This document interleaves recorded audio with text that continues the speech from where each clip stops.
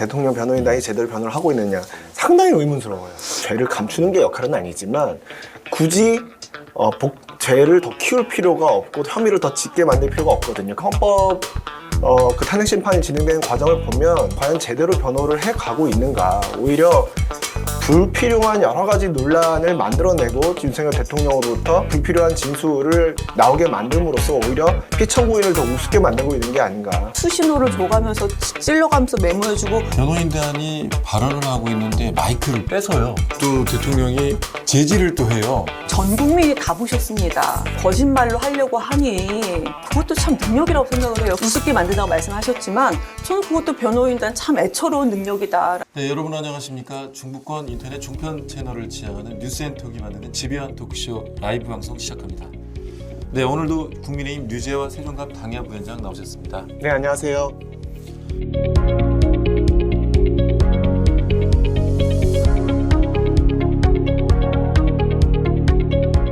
네, 이경 더불어민주당 전 상근 부대변인입니다. 네, 안녕하세요.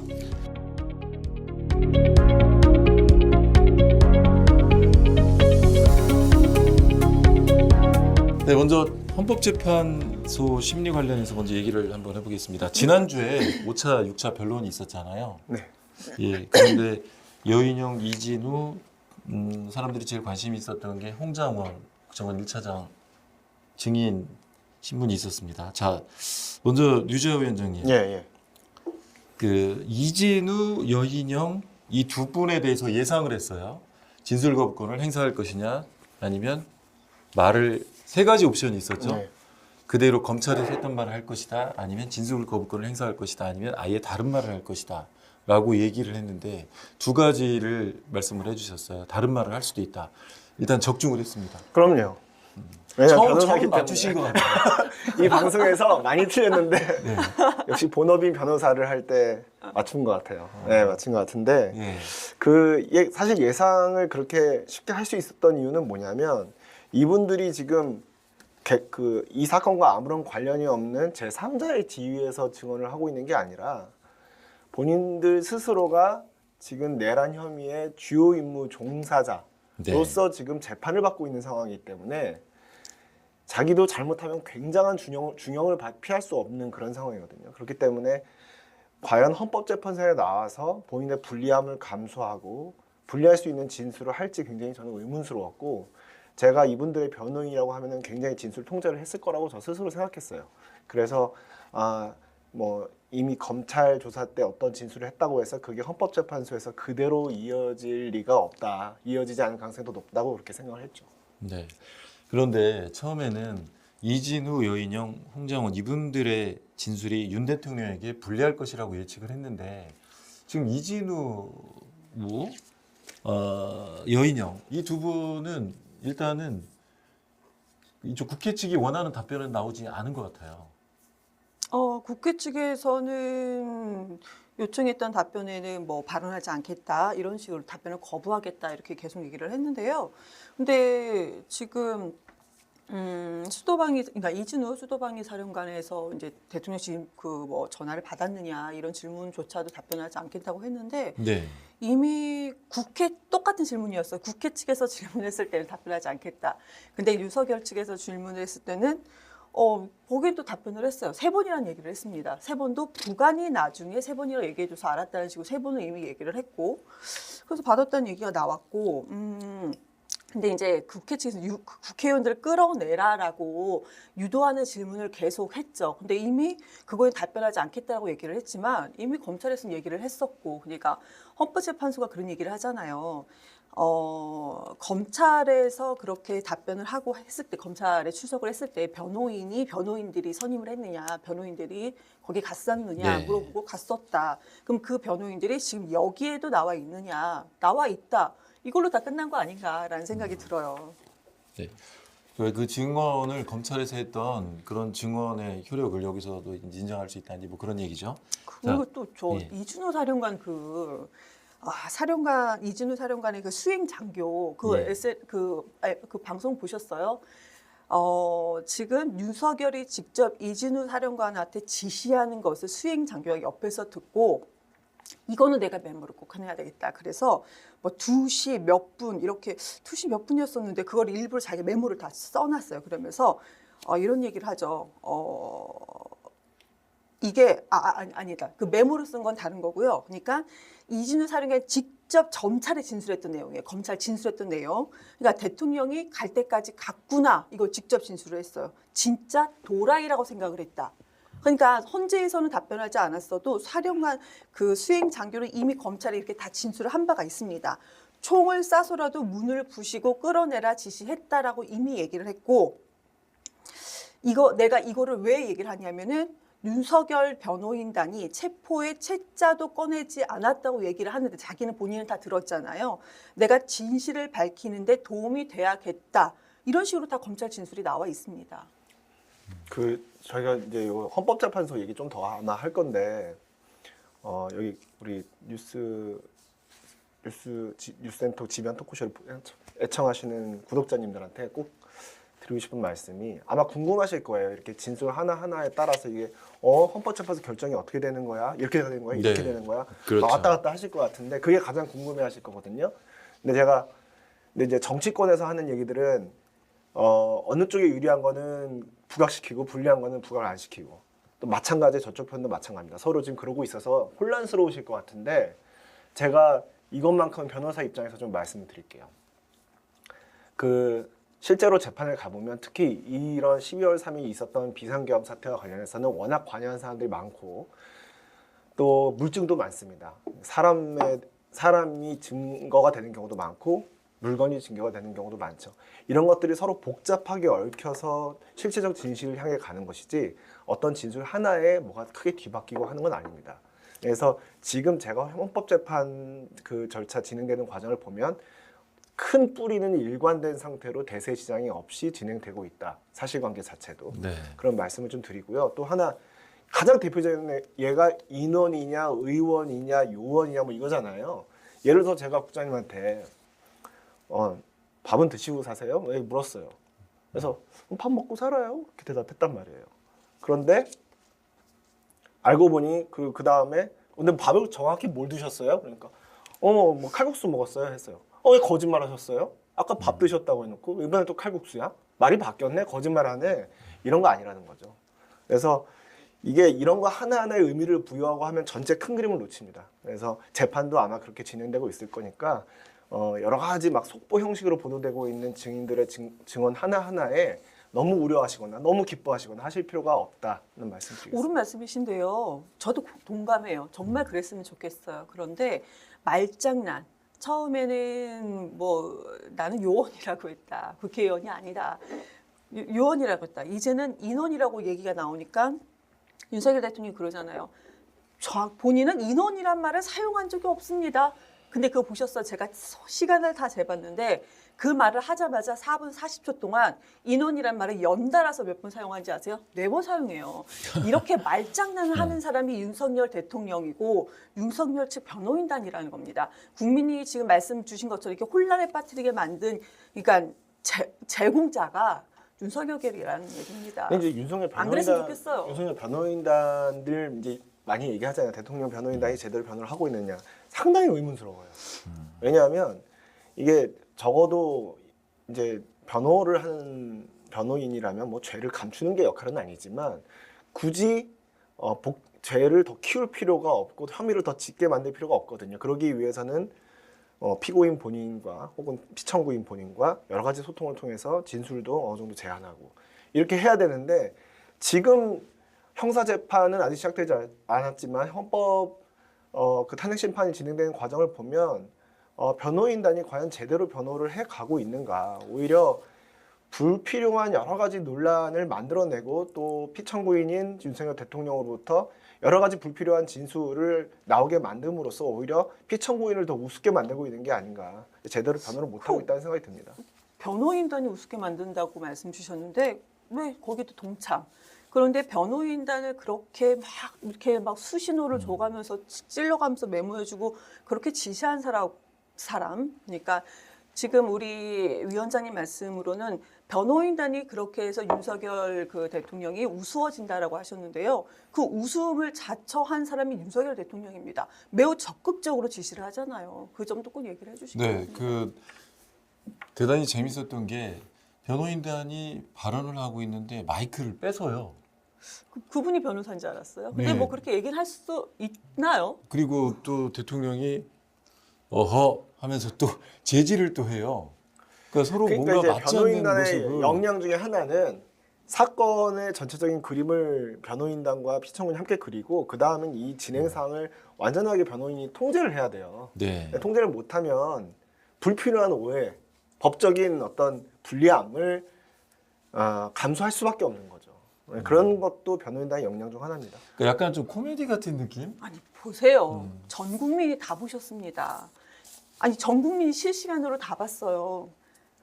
그런데 이거를 이렇게 거짓말로 하려고 하니 변호인들은 그것도 참 능력이라고 생각을 해요. 그 정도까지 대응할 수 있는 우습게 만든다고 말씀하셨지만 저는 그것도 변호인단 참 애처로운 능력이다라는 생각을 합니다. 그 김계리 변호사인가요? 그 네. 질문하는 태도도 굉장히 논란이 됐었잖아요. 그렇죠. 예. 거의 그 증인을 쳐다보지도 않고 서류를 보면서 마치 검찰이 신문하듯이 툭툭 던지는 말투가 기분 나빴다. 그거 어떻게 보셨어요?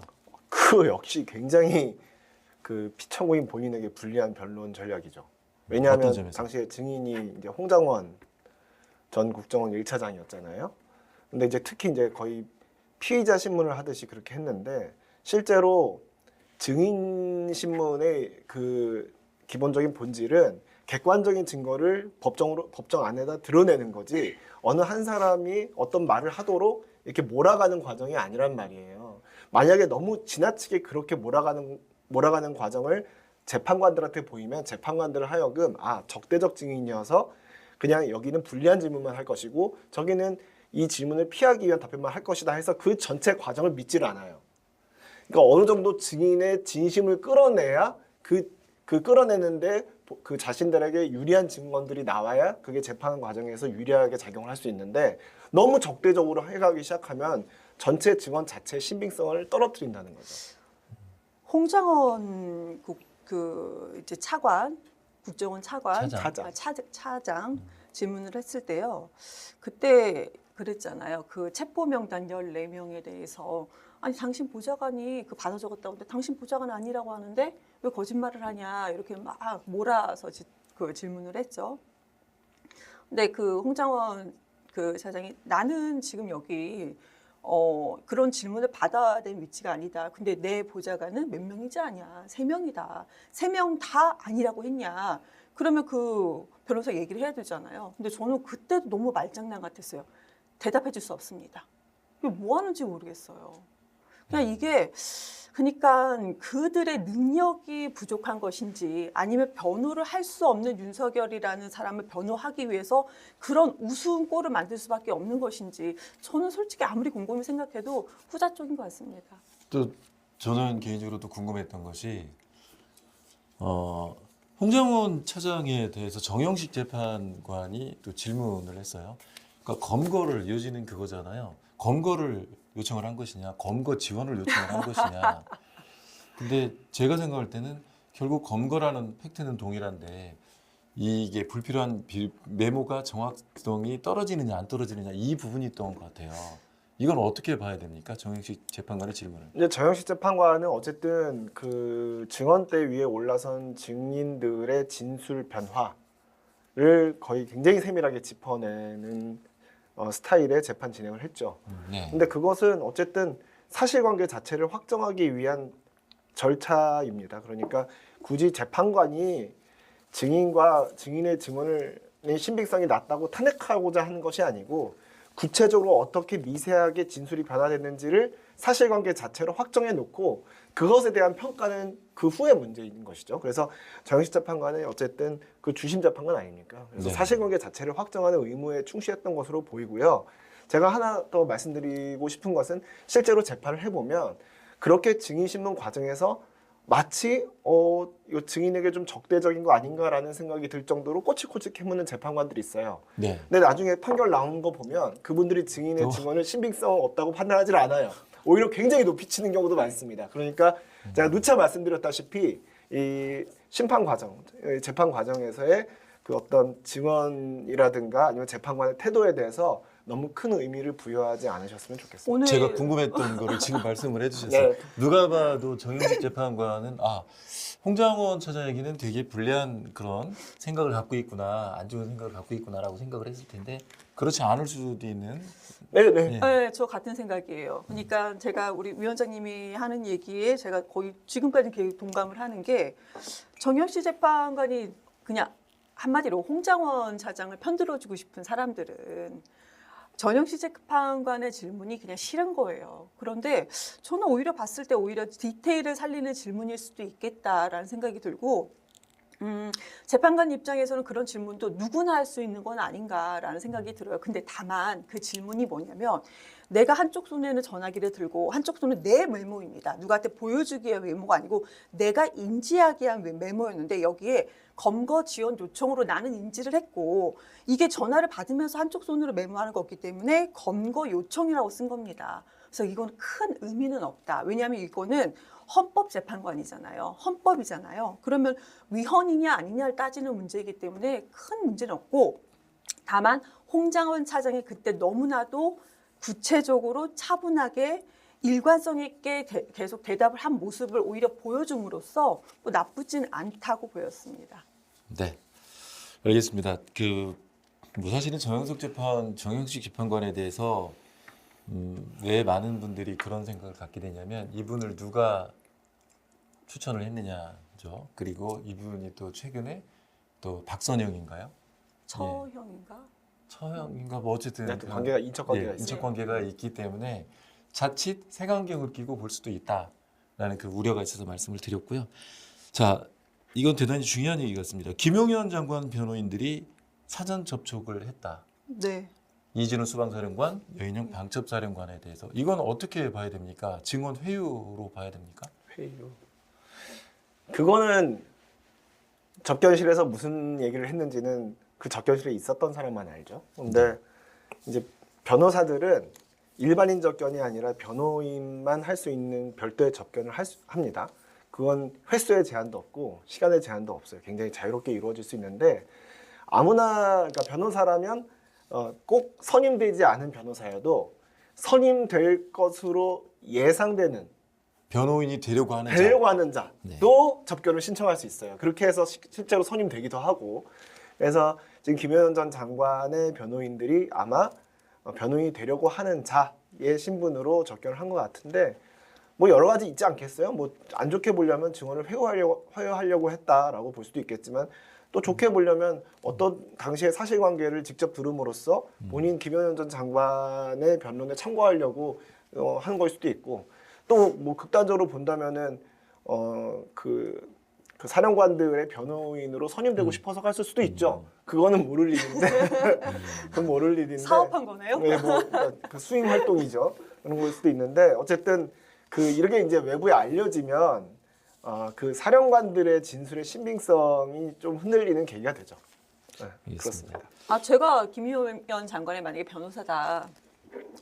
그러면은 많은 사람들이 지금 특히 이제 윤석열 대통령에 대한 탄핵을 주장하는 많은 분들은 회유다. 이거 변호사가 어떻게 그런 행동하냐. 그리고 언론에서도 비판을 받았지만 만약에 제가 변호사라면은 저도 뭐 열심히 한번 그렇게 할 수는 있을 것 같아요. 그래서 그 자체를 놓고 내용을 모르는 상태에서 그 자체를 놓고 굳이 비판까지 할 필요는 없다라는 생각이 드는데 근데 이렇게 만났음에도 불구하고 이진우 사령관이 이제 대통령이 국회의원을 막 끄집어내라. 그러면 윤석열 측 변호인들이 물어보잖아요. 그럼 정말 충격적인 지시였을 텐데 그거에 대해서 기억이 안 날 수 없지 않습니까? 이렇게 막 유도를 해요. 근데 그전에는 답변하지 않겠다 얘기를 하다가 윤석열 측 변호인들이 이렇게까지 얘기를 하니까 뭐라고 하냐면 그렇기 때문에 일부 기억이 납니다. 이런 얘기를 합니다. 그러니까 전혀 쓸데없는 짓을 했다 생각을 하죠. 그것도 좀 약간 엑스맨으로 보여지긴 했어요.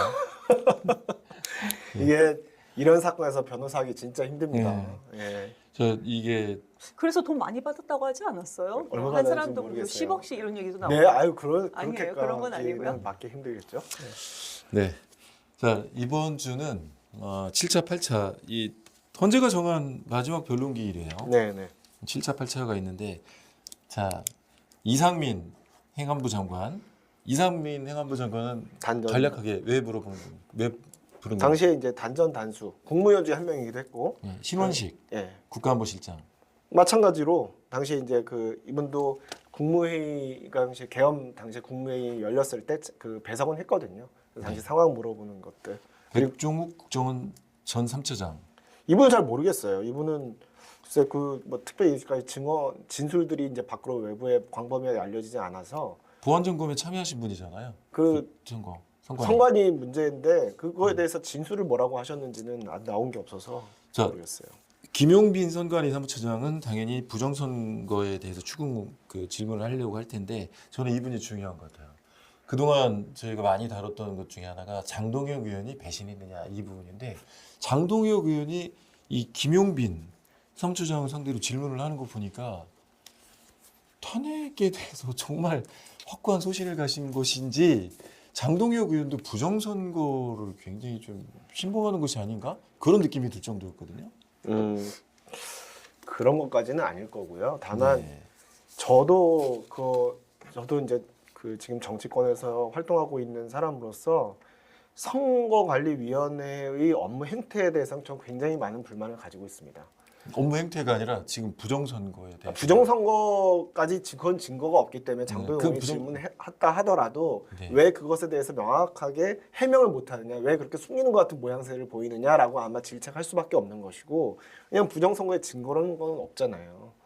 그런데 다만 그런 어떤 의문들, 그런 의구심들이 국민들 사이에 광범위하게 퍼졌을 때 선관위가 그것을 단순히 음모론으로 치부하지 않고 좀 더 적극적으로 대응을 했다면 부정선거 음모론이 이제까지 이렇게 커졌을까, 국민들의 의구심이 이렇게 커졌을까라는 생각은 듭니다.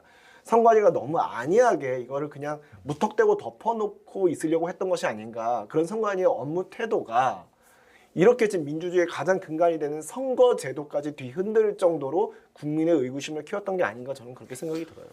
부정선거의 팩트보다 부정선거 논란을 대하는 선관위의 태도가 어떻게 되면 한 가지 요인으로 작용했을 수도 있다. 그렇죠. 왜냐하면 사람들이 가지고 있는 그 부정선거 의심은 이미 존재하는 거예요. 네. 그걸 존재하는 걸 부정하거나 그거를 멸시하거나 탄압할 필요가 없습니다. 의구심이라는 건 이미 존재하는 것이기 때문에. 그렇다면 그 의구심을 이 사회가 계속 한 발자국 더 앞으로 나가려면 해소하는데 우리가 전력을 다해야 되는데, 네, 제대로 해소시키지 선관위가 못했다. 해소하는데 너무 미적지근하다라는 그런 말씀이죠. 아니 네. 지금까지 선관위 압수수색이 165번이 있었어요. 근데 여기에 90%가 윤석열 정부 2년 반 동안 이루어진 거거든요. 근데 진짜로 부정선거가 있었으면 뭐가 걸려도 걸렸겠죠. 그렇죠. 그런데 계속 이제 부정선거 얘기를 계속 하고 있는 건데, 아까 제가 그 문자 얘기하다가 잠깐 착각을 했던 부분이, 곽종근 특전사령관 아래 부하 이제 대령 김모 대령이라는 사람이 있어요. 윤석열 대통령이 직접 지시를 하는 것을 들었다는 거죠. 선관위를 그러니까 다시 한번 그러니까 재투입을 해서, 그러니까 이거는 다 끝난 다음에서 국회에서도 의결이 다 끝난 계엄령 이제 다 끝난 상황인데 다시 재투입을 하라고 했을 때 이 사람이 메모를 일부러 적어놓습니다. 2시 13분. 미친 XX. 나중에 다 수사 받을 텐데. 근데 이 사람들은 박종근 대령이 이거를 내용을 모르고 이제 자기가 마이크를 켜놨기 때문에 예하 부대원들이 전부 다 이걸 다 들었다는 거잖아요. 어떤 이제 분 같은 경우는 스피커폰으로 연동이 돼서 윤석열 대통령이 지시하고 곽종근 사령관이 대답한 거, 또 김영호 장관이 지시하고 곽종근 대답한 거, 이 전체 다 통으로 완전히 다 들었다는 거예요. 그래서 검찰 진술을 보면은 곽종근 사령관이 진술했던 게 가장 입체적으로 잘 진술이 되어 있다고 그래요. 왜냐하면 본인 혼자 들은 게 아니기 때문에. 네. 그런데 이렇게까지 나와 있는데 이거를 계속 부정선거를 얘기하고, 계엄이 해제가 됐는데도 2시 13분에 다시 한번 거기 쳐들어간다고 막 그러고, 이거는 있을 수가 없는 일이죠. 그리고 마지막으로요. 아니 부정선거에 뭐라고 했어요? 부정선거에 증거가 차고 넘친다라고 하지 않았습니까? 근데 나중에 헌재에서 뭐라고 했습니까? 증거를 찾기 위해서 선관위를 갔대요. 이게 앞뒤가 안 맞는 말이잖아요. 부정선 건 사실 또 일부는 대법원에서 판결도 난 사안이잖아요. 네. 예. 그 뭐 8차 마지막 변론기일에서는 조태용 뭐 김봉식 경찰청장, 서울경찰청장, 조지호 경찰청장 이런 분들이 나오는데 이 조태용 이분은 뭐 평생 관료를 해왔기 때문에 뭐 특별히 의미 있는 진술은 안 하실 거예요. 예. 곽종 저기 홍장원 차장과의 관계, 홍장원 차장 진술 신빙성 관련해서 아마 증언이 이루어질 거고, 예. 근데 이제 그게 크게 어떤 뭔가 사건의 물꼬를 트거나 뭐 방향을 바꾸는 그런 증언은 나오지 않을 겁니다. 그 조지호 경찰청장이라든가 김봉식 서울청장의 진술 같은 경우도 이미 수사기관 조사 과정에서 상당히 공개돼 있는 상태이기 때문에 크게 저는 변동이 없을 거라고 생각해요. 약간 제한 본인이 이제 본인 재판이 있기 때문에 진술을 좀 스스로 제한할 수는 있겠죠. 제한. 저는 그 용어 중에 굉장히 생소했던 게 있어요. 답변이 제한됩니다. 그죠? 자기 답변인데 자기 스스로 자기 답변을 수동용으로 바꿔서 제한됩니다. 예, 답변이 제한됩니다. 그게 이제 그런 것 형사 재판 때문에 그렇습니다. 형사재판. 네. 형사재판에서 말하겠습니다. 우리가 얼핏 생각했을 때는 헌재가 훨씬 더 상위기관 같은데 형사재판에서 말하겠습니다. 헌재는 자기가 죽는 게 아니잖아요. 네. 형사재판은 본인이 죽는 거고. 그러니까 그러겠죠. 알겠습니다. 또 조성현 수방사 경비단장 이분은 국회의원들을 끌어내라. 네, 이진우 수방사령관과의 관계에서 진술 신빙성을 체크하려고 하는 거죠. 네, 본인은 반대했다는 취지였던 네, 네. 것 같고요. 자, 이제 헌재 심리가 여기서 되게 그 시청자들이 궁금해하실 것 같아요. 마지막 변론기일이 8차까지 끝났어요. 더 추가할 것이냐, 아니면 선고로 갈 것이냐, 어떻게 보세요? 저는 한 차례 더 변론기를 잡을 것으로 생각합니다. 왜냐하면 이게 헌재가 제가 누차 말씀드렸지만 탄핵 심판 절차를 진행할 때 실제로 공정한 것도 중요하지만 공정해 보이는 것도 그 못지않게 중요하거든요. 근데 이 8차 변론기, 8회차 변론기를 일괄적으로 잡았잖아요. 그것은 이후에 어떤 변론 상황이 전개될지 모르고 잡은 거예요. 그러니까 상황이 불확실한 상태에서 잡은 걸 그대로 고소하고 재판을 끝내버리면 보이기에 헌법재판소는 마치 이미 정해진 결론으로 그냥 구색 맞추기식으로 재판을 한 건가? 라는 사람들의 의심이 있을 수 있단 말이에요. 그리고 실제로 재판을 진행하면서 여러 가지 진술 변화라든가 새로운 증거가 발견됐다든가 기존 증거를 번복하는 그런 증거가 있다든가 하는 여러 가지 상황 변경이 있을 거예요. 내부적으로는. 그렇기 때문에 제 생각엔 그런 것들을 혼돈을 정리하기 위해서라도 몇 차례인지는 예상하기 어렵습니다만 또 몇 차례 변론 기회를 또 추가로 일괄 지정하지 않을까 저는 생각합니다. 네, 공정해 보이는 것도 중요하다고 얘기를 하시는데 그러면 결국에는 마은혁 재판관 후보자 같은 경우도 선고를 하려다가 불과 2시간 전인가요? 그것도 마찬가지 이유죠. 워낙 그거에 대한 논란이 많았잖아요. 그래서 마은혁 재판관 같은 경우에는 그때 뭐 마지막에 나왔던 얘기는 헌법재판소가 그 선고 며칠 전에 그 권한 대행 쪽에 최상목 권한 대행 쪽에 뭐 사실관계를 좀 더 명확히 한 서면을 제출하라고 막 오늘 안으로 제출하라고 막 할 정도로 이게 심리가 제대로 되고 있는 거 아닌가? 뭐 이게 번개불에 콩콩 먹듯이 하는 거 아닌가라는 생각이 들었단 말이에요. 뿐만 아니라 이제 그 권한쟁의 심판 자체가 적법하게 국회의장이 적법하게 권한을 가지고 한 것이냐라는 논란도 있었고요. 그래서 그걸 연기한 것 같고요. 공정해 보이는 차원에서도 한 거고 아마 심리가 충분히 이루어지지 않은 것 같습니다. 네. 그리고 이거 한마디만 더 말씀드릴게요. 마은혁 재판관이 임명이 되면 그러면 지금 현재 8명 재판이 됐는데 9명이 그 윤석열 대통령에 대한 탄핵 심판을 관여할 수 있는 게 아닌가라는 생각을 하시는 분들이 계시는 것 같은데 네. 현실적으로 어렵습니다. 왜냐하면 그게 이제 새로 재판관이 임명돼서 기존에 진행되어 온 재판 절차에 관여하려면 변론을 갱신해야 돼요. 변론 갱신 절차라는 건 우리가 원래 일반 법정에서는 변론 갱신합니다 하면은 네 그러세요 하면은 그냥 끝나거든요. 이러이러한 일이 있었죠.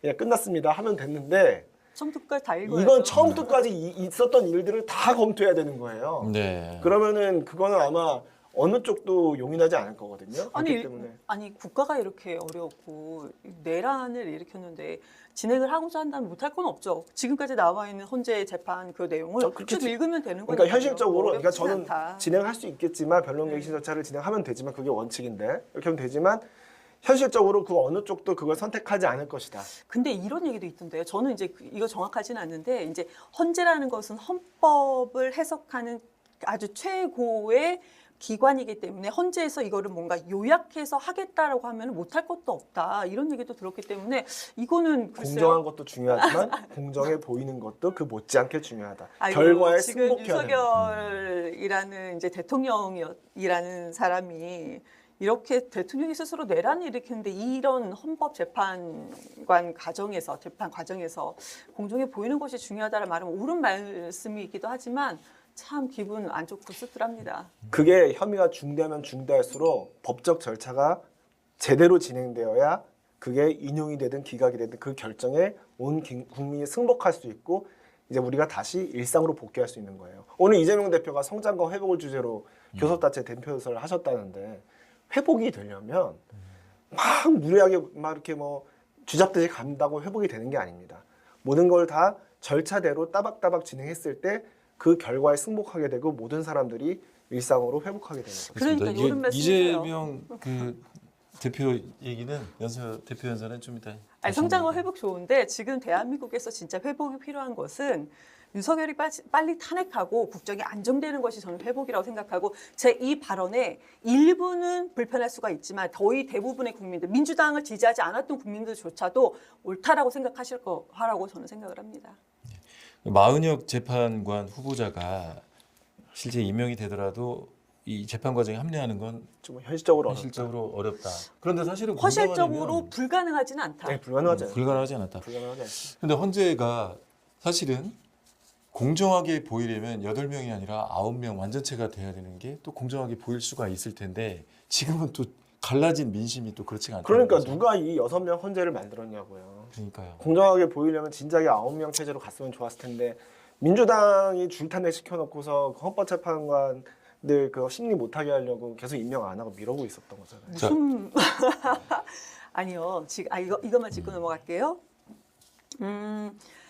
헌법재판관 3명을 임명하는 것은 국회 국민의힘과 민주당이 합의를 했다라는 공문서가 있고 거기에는 국민의힘의 이제 그 당대표 지금까지 다 찍혀진 게 국회의장실에 보내졌고 국회의장실에서 그 공문서를 헌재에 보냈습니다. 이미 다 끝났어요. 3명을 그 이후 임명한다. 얘기죠. 다 끝났어요. 네, 네, 아니 그 이유든 뭐든 다 끝났습니다. 예전에 이진숙 그런데 방통위원장 탄핵 그런데 심판 이제 와서 진행 안 되게 하려고 협의가 안 했던 거 됐다 아닙니까? 계속 얘기를 우기고 있는 거예요. 그래서 그런데 헌법재판소가 그거 스스로 그걸 오직했으면은- 지킨 거 아니니까 6인으로도 심리할 수 있다고. 근데 오직했으면은 헌법 제11조 계속 얘기하잖아요. 그래서 민주당에서 이 얘기도 해요. 헌법 제11조를 제가 이것도 111조요? 가져왔는데 111조. 111조를 헌법 임명 관련된 111조를 조항이네요. 이거를 영어로 번역을 한 걸 보여드린 거예요. 영어로 번역하면 뭐가 명확하냐면 수동태로 바뀝니다.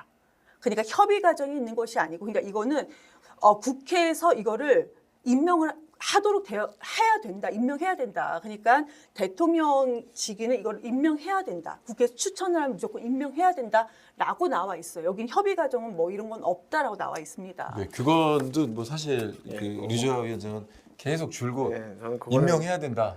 임명을 예, 이건 맞아요. 법적 의무 사항이다. 제량이 그러니까요. 아니다. 지금 한글로 된 헌법을 제대로 된- 영어로까지 바꿔가면서 제대로 해야 된- 되는 거 진짜. 그래서- 이경 대변인의 이런 노력에 우리가 박수를 해줘요. 아, 네, 지금 일단 영어로 박수를 쳐야 되는 겁니까? 영어로 예. 번역을 해오셨어요. 아, 예. 아 이거요? 네. 그 어, 챗GPT한테 부탁하셨나요? 아니. 이거 본인이 했을 수도 있습니다. 헌재에 들어가면 다 제공되는 부분이 아, 다 네. 있어요. 네. 알겠습니다. 자, 헌재 얘기 마저 하나 더 얘기해 보겠습니다. 지금 헌법재판소에 대해서 국민의힘이 공격을 하고 있습니다. 물리적인 공격이 아니라 계속 재판관에 대해서 특히 문영배 재판소장에 대해서 권한대행이죠. 계속 공격을 하고 있습니다. 왜 그러는 걸까요? 문제가 있긴 있어요. 문영배 그러니까 뭐 지난 권한대, 소장 10여 년 전에 쓴 SNS라든지 문제가 됐던 이런 것들 말고 지금 헌재 심리를 더하자, 변론을 더하자, 그리고 또 하나는 문영배를 비롯한 헌법재판관 4명인가요? 그분들을 계속 공격을 하고 있어요. 이거는 그러니까 전에도 얘기했지만 결국에는 포석을 까는 거 아니냐 이런 얘기도 있습니다. 그 저는 일단 문영배 권한대행이 여러 가지 재판관으로서 법관으로서 부적절한 행동들을 했다는 점에서 굉장히 아쉽게 생각해요. 왜냐하면 제 주변의 판사들도 굉장히 자기 생각이 강한 사람들이 많지만 SNS 활동이라든가 자기 의견을 이제 외부로 표출하는 것은 극도로 조심하거든요. 왜냐하면 그게 혹여나 그런 판사 개인의 활동과 성향들이 재판 결과에 영향을 주지 않을까 많은 분들이 의심하기 때문에 그런 소지를 미연에 방지하기 위해서 스스로 자제합니다. 그럼 재판관들은 이 페북도 하지 말고 카톡도 하지 말아야 됩니다. 실제로 거의 안 합니다. 아, 그래요? 카톡은 아니에요. 카톡은 이제 개인적으로 하는 거니까 하지만 공개적으로 뭐 많은 단톡방에 가입한다든지 잘 안 해요. 페이스북도 안 하고. 동호회 활동 같은 것도 안 해요. 근데 실제로 10여 그렇게 년 수동처럼 전에 살아요. 10여 년 전에 페이스북이라든가 이런 것들을 가지고 공격하는 건 사실 좀 지나친 거 아닌가요? 근데 하여튼 제가 그 다음 말 이제 하면 그게 부적절한 측면이 있지만 네. 그렇다 하더라도 재판관의 개인적인 성향과 활동 내역 그런 걸 가지고 그 판결 결과를 마치 흔들려는 듯한 모습을 보이는 건 그 법적 안정성을 뒤흔들기 때문에 저는 부적절하다고 생각하고 네. 우리 국민의 힘이 이 지금 형사재판과 탄핵심판 절차가 진행되고 있는 이 와중에 마치 대통령의 변호인단과 거의 유사한 입장을 가질 필요가 왜 있는지 잘 모르겠습니다. 그리고 보수 정당을 자임하는 국민의 힘이 사법부의 권위와 신뢰를 흔들려고 하는 그런 모습을 보이는 이유가 뭔지를 전 잘 모르겠습니다.